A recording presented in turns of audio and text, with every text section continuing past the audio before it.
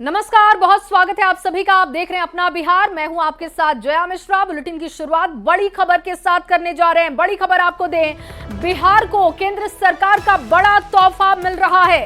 केंद्रीय मंत्री शिवराज सिंह चौहान ने ऐलान किया है, गरीबों को मिलेंगे 5.5 लाख और घर। पीएम आवास योजना के तहत ये तोहफा दिया जाएगा। गरीबों को 5.5 लाख पक्के मकान बनाकर दिए जाएंगे। पहले पीएम आवास के तहत मिला था 8 लाख परिवारों को घर।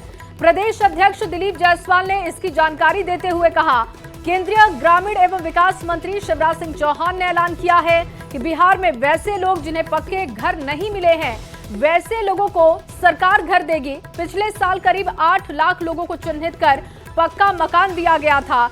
बाकी बचे 5 लाख लोगों को पक्का मकान देने की योजना को आज मंजूरी दे दी गई है। पक्के मकान देने का जो वादा किया था उसके लिए अभी क्या सरकार, केंद्र सरकार ने यह निश्चय किया है कि जो प्रधानमंत्री आवास योजना के तहत करीब 13.5 लाख लोग जिनके पास आवास घर नहीं था, कच्चे और फूस के घर में वो रहते थे, 8 लाख मकान बिहार को दिया गया था प्रधानमंत्री आवास योजना के तहत गरीबों का मकान बनाने के लिए। आज ग्रामीण विकास मंत्री जी, जो हमारे कृषि मंत्री भी हैं भारत सरकार के, शिवराज सिंह चौहान जी ने कहा कि आज मैं ये बिहार को तोहफा देने जा रहा हूं कि अब बिहार में जो 5.5 लाख से ऊपर लोग बचे हुए हैं जिनको कि पक्का मकान अभी तक प्रधानमंत्री आवास योजना का नहीं मिला है, आज मैं वो राशि और वो जो योजना है उसको निर्गत करने जा रहा हूं। और देखिए, आप बयान सुन पा रहे थे दिलीप जायसवाल का, बिहार बीजेपी अध्यक्ष का बयान सुन रहे थे। ज्यादा जानकारी के साथ इस वक्त पटना संवाददाता शैलेंद्र कुमार हमारे साथ फोन लाइन पर जुड़ चुके हैं। शैलेंद्र, ये बड़ा तोहफा है चुनाव से पहले और गरीबों को पक्का मकान सरकार देगी, लेकिन कब से देगी? क्या ये योजना का लाभ वो लोग भी ले पाएंगे जिनको अब तक इंतजार है कि सरकार ही उन्हें घर बना के दे, और कब से वो इन योजनाओं का लाभ उठा पाएंगे? सब कुछ बताइएगा। हाँ बिल्कुल, देखिए पिछले वर्ष सरकार ने 13 लाख वैसे लोगों को, ऐसे परिवारों को चिन्हित किया था जिनके पास पक्का मकान नहीं है। उसमें से लगभग 8 लाख लोगों को पक्का मकान के लिए सरकार ने राशि निर्गत कर दी थी।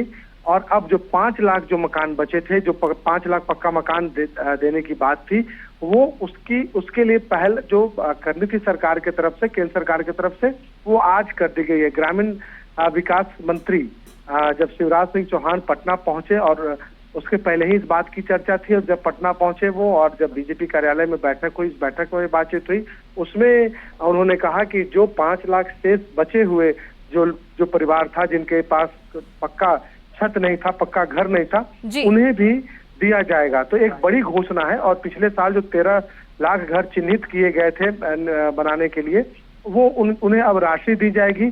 और संभवतः देखिए, चुनावी वर्ष है और चुनावी वर्ष में सरकार यह चाहती है कि जितने भी वादे किए गए हैं, जिन योजनाओं का लाभ बिल्कुल शैलेंद्र, और देखिए अब लोगों की उम्मीद भी इससे पूरी होती हुई दिखाई देगी। आप बने रहिए हमारे साथ, आगे भी आपसे अपडेट लेंगे। एक और बड़ी खबर दर्शकों को बताने जा रहे हैं। देखिए, 24 अप्रैल को पंचायत दिवस के मौके पर पीएम मोदी मधुबनी आ रहे हैं, जिसको लेकर एनडीए नेताओं की एक बड़ी बैठक पटना में हुई। बैठक में पीएम मोदी के कार्यक्रम को सफल बनाने की रणनीति पर चर्चा हुई। बैठक में केंद्रीय मंत्री शिवराज सिंह चौहान के साथ एनडीए के सभी घटक दल के नेता मौजूद थे।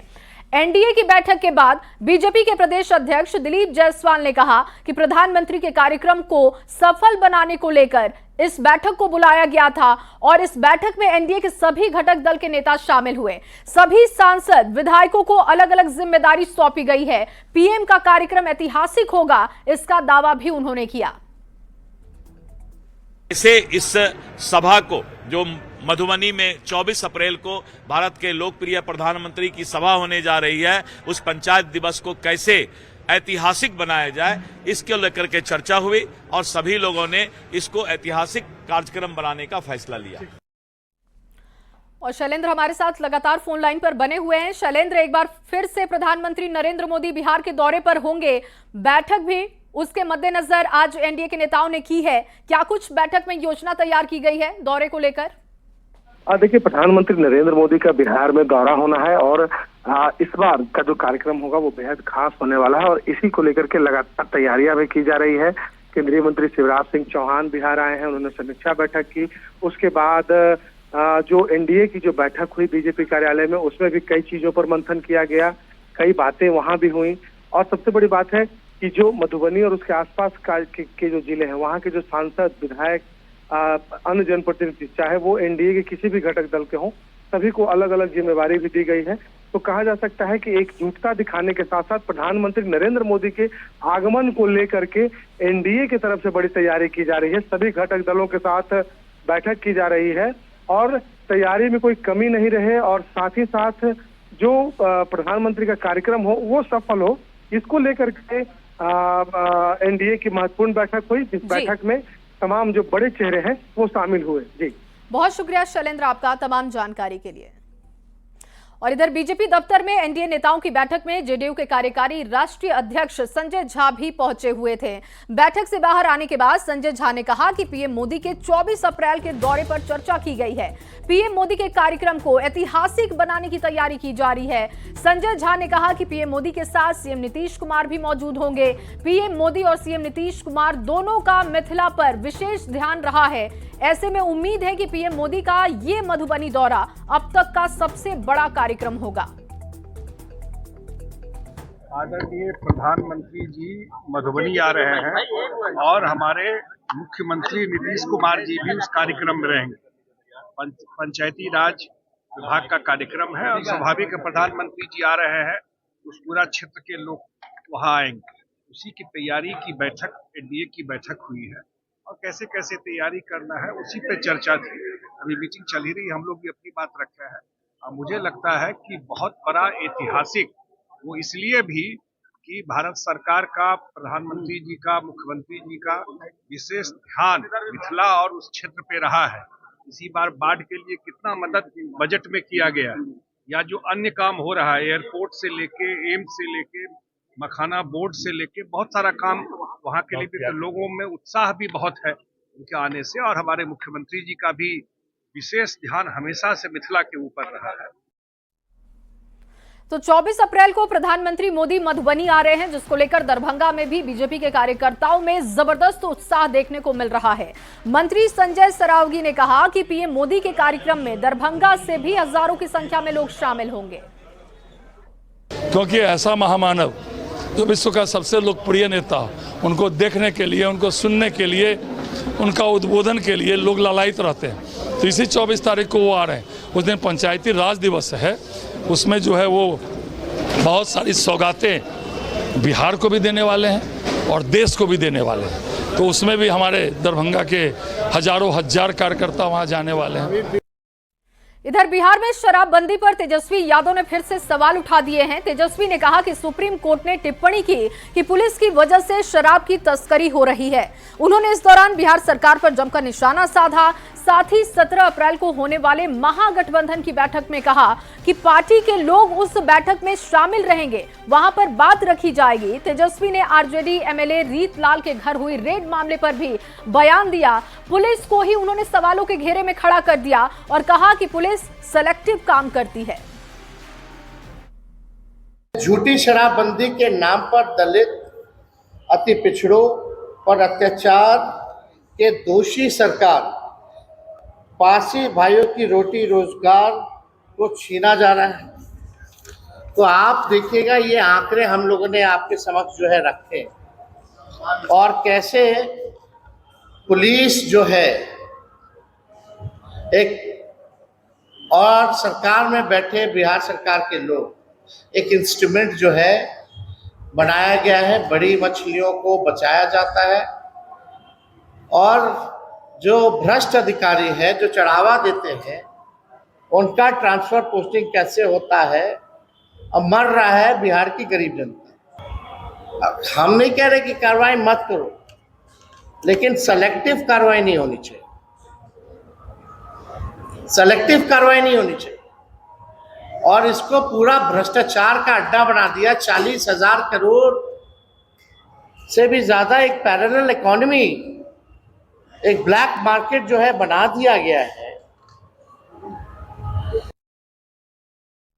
इधर बीजेपी सांसद संजय जायसवाल ने बड़ा आरोप लगाया है। बिहार में अपराध को लेकर उन्होंने बयान दिया।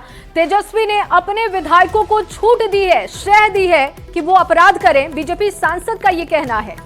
बिहार में अपराध के लिए छूट दे रखी गई है। नीतीश सरकार को बदनाम करने में ये लोग लगे हुए हैं। लालू राज में भी सीएम आवास से अपराध होता था। और बीजेपी सांसद का ये बयान आपको बता रहे हैं। नीतीश सरकार को लेकर उन्होंने क्या बयान दिया और किस तरीके से तेजस्वी पर हमला किया, सुनते हैं। बार बार जब तेजस्वी यादव क्राइम ग्राफ की बात करते हैं तो जाहिर बात है उन्होंने वैसे अपने सभी विधायकों को खुली छूट दे दिया है कि तुम जाके क्राइम करो, जिससे कि मैं नीतीश सरकार को बदनाम कर सकूं। तो यह सुशासन की सरकार है। जो भी तेजस्वी जी के कहने पर या नहीं कहने पर हत्या और अपहरण करेगा, निश्चित तौर पर जेल जाएगा और उसको सजा होगी। बीजेपी सांसद संजय जायसवाल ने तेजस्वी यादव पर बेहद गंभीर आरोप लगाए हैं। उन्होंने तेजस्वी यादव पर सरकार को बदनाम करने के लिए आरजेडी विधायकों को अपराध की खुली छूट देने का आरोप लगा दिया है, जिस पर अब सियासी भूचाल भी आ चुका है। बीजेपी जेडीयू तेजस्वी यादव पर निशाना साध रहे हैं तो विपक्ष के नेता आरजेडी और तेजस्वी के बचाव में लगे हुए हैं। राजनीतिक दल के जो नेता है वो सरकार की छवि को धूमिल करना चाहते हैं और संजय जायसवाल जी जो कहे हैं, मुझे लग रहा है कि खास दल के लोग जो विधायक हैं, जनप्रतिनिधि हैं, वैसे लोग सरकार की छवि को खराब करना चाहते हैं। लेकिन सरकार की और प्रशासन की पैनी नज़र है, वो बचेंगे नहीं। आपके राज्य में लगातार अपराध कर रहे हैं, 200 राउंड गोली चला रहे हैं और उन पर कोई कार्रवाई नहीं होती है। इस पर आप एक शब्द नहीं करते हैं। आपका उस समय ज्ञान कहाँ चला जाता है जब आपके सत्तारूढ़ दल के विधायकों के माध्यम से लोगों को डराने का काम किया जाता है, लोगों को कहीं ना कहीं प्रताड़ना का शिकार बनाया जाता है, तब आप चुप्पी साध लेते हैं। आरजेडी विधायक रितलाल यादव के घर से नकदी, शराब और अब हथियार मिलना कोई साधारण मामला नहीं है। ये सीधे सीधे आरजेडी के संरक्षण में पल रहे माफिया राज का खुलासा है। तेजस्वी, क्या आपके नेताओं के घर अब बारूद के गोदाम बन चुके हैं? क्या अब आरजेडी राजनीति नहीं अपराध की फैक्ट्री बन गई है? जमीन पर आपके विधायक शराब की तस्करी करते पकड़े जा रहे हैं, अब हथियार भी मिलने लगे हैं। इधर मुगल बादशाह औरंगजेब की कब्र को लेकर चल रहे विवाद के बीच देश के गृह मंत्री अमित शाह ने महाराष्ट्र के रायगढ़ किले से हुंकार भरी।